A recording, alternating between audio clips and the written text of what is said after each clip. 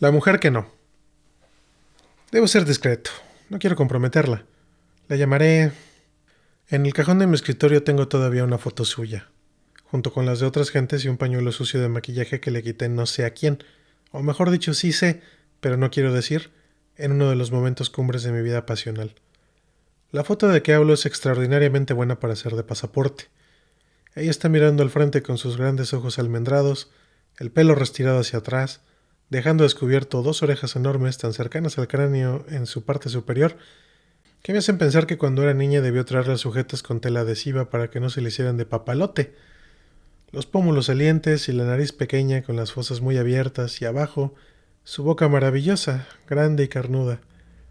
En un tiempo, la contemplación de esta foto me producía una ternura muy especial que iba convirtiéndose en un calor interior y que terminaba en los movimientos de la carne propios del caso. La llamaré Aurora. No, Aurora no. Estela. Estela tampoco. La llamaré ella. Esto sucedió hace tiempo. Era yo más joven y más bello. Iba por la calle de Madero en los días cercanos a Navidad, con mis pantalones de drill recién lavados y 300 pesos en la bolsa. Era un mediodía brillante y esplendoroso. Ella salió de entre la multitud y me puso una mano en el antebrazo. «Jorge», me dijo. «Ah, che, la vida es bella». Nos conocemos desde que nos orinábamos en la cama.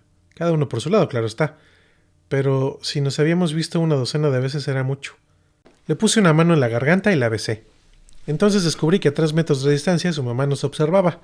Me dirigí hacia la mamá, le puse una mano en la garganta y la besé también. Después de eso nos fuimos los tres muy contentos a tomar café en Sanborns. En la mesa puse mi mano sobre la suya y la apreté hasta que noté que se le torcían las piernas. Su mamá me recordó que su hija era decente, casada y con hijos, que yo había tenido mi oportunidad 3 años antes y que no la había aprovechado. Esta aclaración moderó mis impulsos primarios y no intenté nada más por el momento. Salimos de Sanborns y fuimos caminando por la Alameda entre las estatuas pornográficas hasta su coche que estaba estacionado muy lejos. Fue ella entonces quien me tomó de la mano y con el dedo de en medio me rascó la palma, hasta que tuve que meter mi otra mano en la bolsa en un intento desesperado de aplacar mis pasiones. Por fin llegamos al coche. Mientras ella se subía, comprendí que 13 años antes no solo había perdido sus piernas, su boca maravillosa y sus nalgas tan saludables y bien desarrolladas, sino 3 o 4 millones de muy buenos pesos. Fuimos a dejar a su mamá que iba a comer a no importa dónde. Seguimos en el coche, ella y yo solos, y yo le dije lo que pensaba de ella, y ella me dijo lo que pensaba de mí. Me acerqué un poco a ella, y ella me advirtió que estaba sudorosa porque tenía un oficio que le hacía sudar. No importa, no importa, le dije olfateándola, y no importaba. Entonces le jalé el cabello, le mordí el pescuezo y le apreté la panza, hasta que chocamos en la esquina de Tamaulipas y Sonora. Después del accidente fuimos al CEP de Tamaulipas a tomar ginebra con quina y nos dijimos primores. La separación fue dura, pero necesaria, porque ella tenía que comer con su suegra. Te veré, nunca más. Adiós entonces, adiós. Ella desapareció en Insurgentes en su poderoso automóvil y yo me fui a la cantina El Pilón, en donde estuve tomando mezcal de San Luis Potosí y cerveza y discutiendo sobre la divinidad de Cristo con unos amigos hasta las 7:30, hora en la que vomité. Después me fui a Bellas Artes en un taxi de a peso. Entré en el foyer tambaleándome con la mirada torva. Lo primero que distinguí, dentro de aquel mar de personas insignificantes, como Venus saliendo de la concha, fue a ella.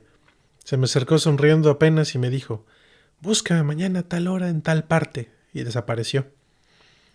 Oh, dulce concupiscencia de la carne, refugio de los pecadores, consuelo de los afligidos, alivio de los enfermos mentales, diversión de los pobres, esparcimiento de los intelectuales, lujo de los ancianos. Gracias, Señor, por habernos concedido el uso de estos artefactos que hacen más que palatable la estancia en este valle de lágrimas en que nos has colocado. El día siguiente acudí a la cita con puntualidad. Entré en el recinto y la encontré ejerciendo el oficio que le hacía sudar copiosamente. Me miró satisfecha, orgullosa de su pericia y un poco desafiante, y también como diciendo: «Esto es para ti». Estuve absorto durante media hora admirando cada una de las partes de su cuerpo y comprendiendo por primera vez la esencia del arte al que se dedicaba. Cuando hubo terminado, se preparó a salir, mirándome en silencio, y luego me tomó del brazo de una manera muy elocuente. Bajamos una escalera y cuando estuvimos en la calle nos encontramos frente a frente con su chingada madre. Fuimos de compras con la vieja y luego a tomar café a Sanborns otra vez. Durante 2 horas estuve conteniendo algo que nunca sabré si fue un sollozo o un alarido. Lo peor fue que cuando nos quedamos solos, ella y yo, empezó con la cantaleta estúpida de gracias, Dios mío, por haberme librado del asqueroso pecado de adulterio que estaba a punto de cometer. Ensayé mis recursos más desesperados, que consisten en una serie de manotazos, empujones e intentos de homicidio por asfixia, que con algunas mujeres tienen mucho éxito, pero todo fue inútil. Me bajó del coche a la altura de Félix Cuevas. Supongo que se habrá conmovido cuando me vio parado en la banqueta, porque abrió su bolsa y me dio el retrato famoso, y me dijo que si algún día decidía cometer el pecado, me pondría un telegrama. Y esto es que un mes después recibí, no un telegrama, sino un correograma que decía: querido Jorge, búscame en el conditore, el día tantos a la hora PM, firmado Guess Who. Advierto al lector no avesado en el idioma inglés que esas palabras significan adivina quién. Fui corriendo al escritorio, saqué la foto y la contemplé pensando que se acercaba la hora de ver saciados mis más bajos instintos. Pedí prestado un departamento y también dinero. Me vestí con cierto descuido, pero con ropa que me quedaba bien. Caminé por la calle de Génova durante el atardecer y llegué al conditorio con un cuarto de hora de anticipación. Busqué una mesa discreta porque no tenía caso que la vieran conmigo un centenar de personas, y cuando encontré una me senté mirando hacia la calle. Pedí un café, encendí un cigarro y esperé. Inmediatamente empezaron a llegar gentes conocidas, a quienes saludaba con tanta frialdad que no se atrevían a acercárseme. Pasaba el tiempo. Caminando por la calle de Génova, pasó la joven N, quien en otra época fue el amor de mi vida, y desapareció.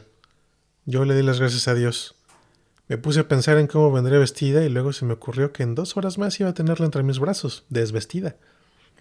La joven N volvió a pasar, caminando por la calle de Génova, y desapareció. Esta vez tuve que ponerme la mano sobre la cara porque la joven N venía mirando hacia el conditori. Era la hora en punto. Yo estaba bastante nervioso, pero dispuesto a pasar 8 días si era necesario, con tal de tenerla a ella tan tersa toda para mí. Y entonces que se abre la puerta del conditori, entra la joven N, que fuera el amor de mi vida, cruza el restaurante y se sienta frente de mí, sonriendo y preguntándome: ¿Did you guess right? Solté la carcajada. Estuve riéndome hasta que la joven N se puso incómoda. Luego me repuse, platicamos un rato apaciblemente y por fin la acompañé donde la esperaban unas amigas para ir al cine. Ella, con su marido y sus hijos, se había ido a vivir a otra parte de la República. Una vez, por un negocio, tuve que ir precisamente a esa ciudad.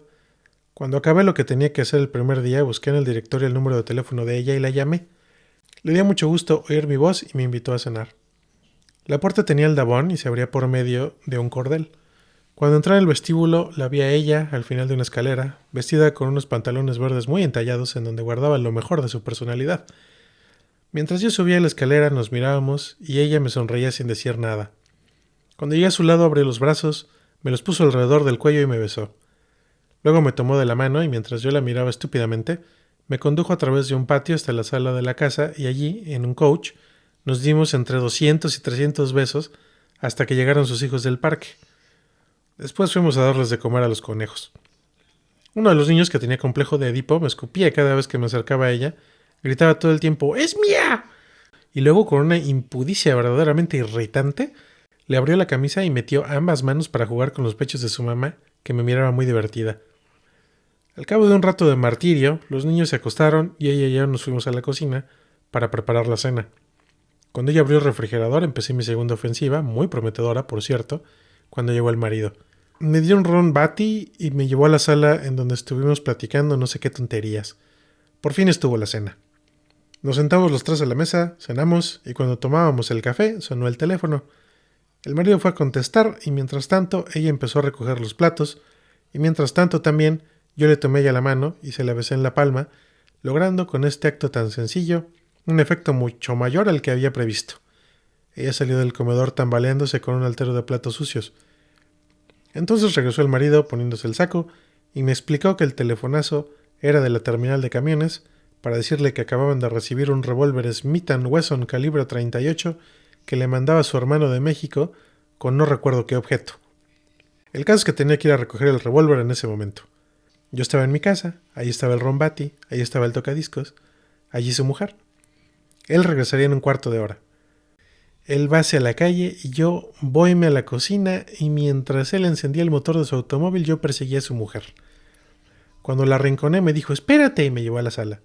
Sirvió 2 vasos de ron, le puso un trozo de hielo a cada uno, fue al tocadiscos, lo encendió y tomó el disco llamado Le Sacré du Sabot, lo puso y mientras empezaba la música brindamos.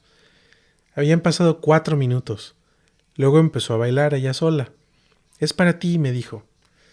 Yo la miraba mientras calculaba en qué parte del trayecto estaría el marido llevando su mortífera Smith & Wesson calibre 38. Y ella bailó y bailó. Bailó las horas completas del Chet Baker, porque pasaron 3/4 de hora sin que el marido regresara, ni ella se cansara, ni yo me atreviera a hacer nada. A los 3/4 de hora decidí que el marido, con o sin Smith & Wesson, no me asustaba nada.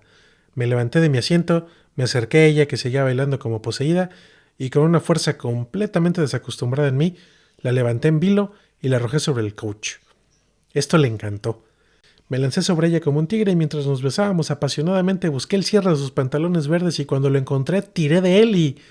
¡Mierda, que no se abre! Y no se abrió nunca. Estuvimos forcejeando primero yo, después ella y por fin los dos, y antes regresó el marido que nosotros pudiéramos abrir el cierre. Estábamos jadeantes y sudorosos pero vestidos y no tuvimos que dar ninguna explicación. Hubiera podido quizá regresar al día siguiente a terminar lo empezado, o al siguiente del siguiente, o cualquiera de los 1000 y tantos que han pasado desde entonces. Pero por una razón u otra, nunca lo hice. No he vuelto a verla. Ahora solo me queda la foto que tengo en el cajón de mi escritorio, y el pensamiento de que las mujeres que no he tenido, como ocurre a todos los grandes seductores de la historia, son más numerosas que las arenas del mar.